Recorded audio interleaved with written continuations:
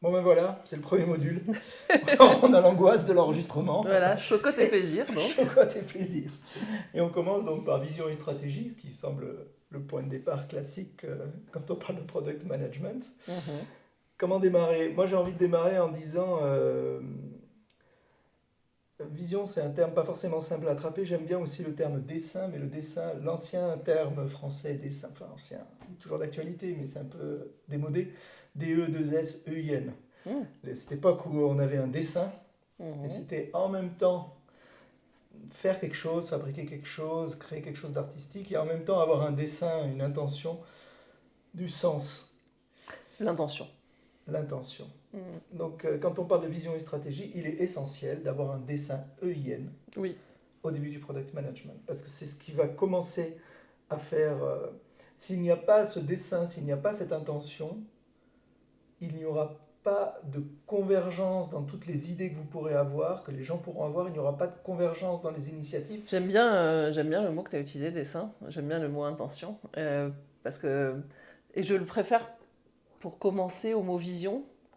Parce que vision, c'est un petit côté un peu tarte à la crème. Je suis désolée, hein, mais c'est un petit côté un peu tarte à la crème.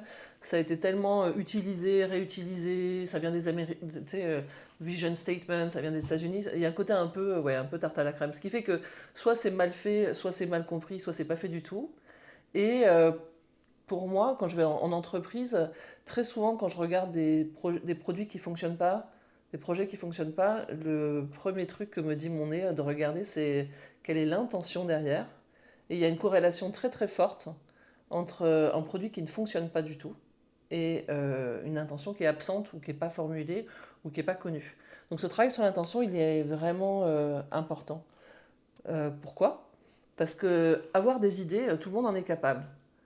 Mais les matérialiser, ça devient un peu plus compliqué. Et les matérialiser avec un sens pour, à quoi ça va servir, ça c'est encore plus compliqué.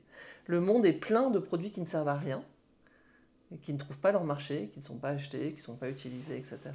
Et la différence, je crois, entre un produit qui fonctionne et un produit qui ne fonctionne pas, c'est un produit où il y a une intention qui est claire et qui adresse quelque chose de très très clair, de façon très précise et de façon très opinionated, avec beaucoup de conviction. Avec une conviction forte. Voilà.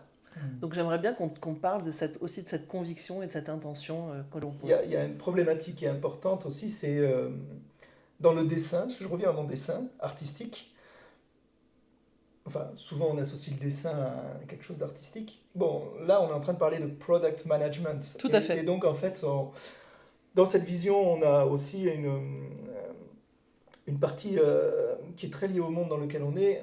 On parle de produits qui sont associés à des entreprises, et ces entreprises, elles doivent avoir un impact. Elles doivent avoir... elles doivent générer de la valeur. Donc cette vision doit être associée à une valeur, et ce n'est pas juste une vision artistique sur le sens du beau, sur... Je suis d'accord avec toi que dans l'esprit des gens, le mot produit, le mot intention, le mot stratégie, c'est très très lié à la sphère privée, business des entreprises. Mais moi, je crois que c'est aussi quelque chose qu'on retrouve sur des projets politiques, des projets d'association.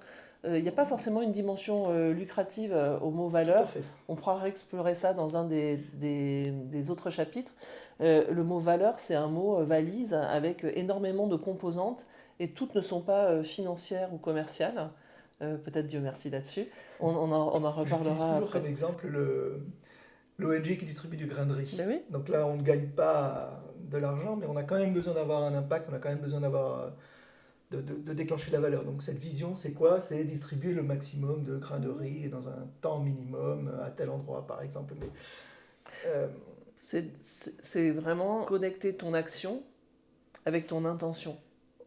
Et tu sais ce qui est le pire pour un produit?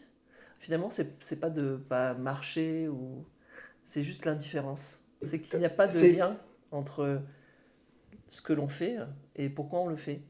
Et que du coup, ça ne suscite aucun intérêt du monde dans lequel on est, quel que soit ce monde-là, économique, sociétal, etc. Donc l'indifférence, c'est exactement ce que combat la vision. avec une intention, avec une vision qu'on réussit à rendre claire et à partager. Il y a une sorte de convergence automatique qui Hmm. se produit, qui est assez magique, et qui fait qu'un peu n'importe quel type d'initiative vient amener de l'eau au moulin, parce qu'il y a cette intention derrière. Quand il n'y a pas cette Mhm. intention, comme tu le dis, enfin, quand il y a cette indifférence, quand il n'y a pas cet intérêt, tout s'effondre. Je suis d'accord avec toi. D'ailleurs, un des termes qu'on va retrouver souvent en product management dans les entreprises quand on va parler de vision, c'est souvent associé à un mot qui s'appelle alignement. C'est cette capacité qu'a la vision de tirer les différents corps de métier, les différentes forces, les différentes actions, les différentes initiatives dans une même direction. Donc il y a des concepts comme ça qui ont été développés. Tu vois, John Cutler qui parle de North Star, l'étoile du Nord qui te guide. Ça, c'est une des représentations de la vision. Il y a plein de formes que va pouvoir prendre cette vision. On en verra d'ailleurs en atelier ensemble plus tard. Moi, je voudrais juste rappeler aussi que, au-delà du tarte à la crème du mot Mhm. vision, il y a des choses. C'est pas quelque chose de nouveau, c'est pas quelque chose qui est propre à la tech, c'est quelque chose qui existe depuis très longtemps dans le business, peut-être même depuis Procter et Gamble dans les années 30, tu vois. Derrière Allez. le mot vision, en fait, on cache un vieux truc qui s'appelle le positionnement. Si tu fais, tu vois, du produit, de la marque, du marketing, c'est du Mhm. positionnement. C'est, ok, qu'est-ce que l'on fait, pourquoi est-ce qu'on le fait, à quoi est-ce que ça répond et comment est-ce qu'on est différent des autres, comment est-ce que la valeur qu'on l'on crée, elle crée une différence, comment est-ce qu'elle change les comportements.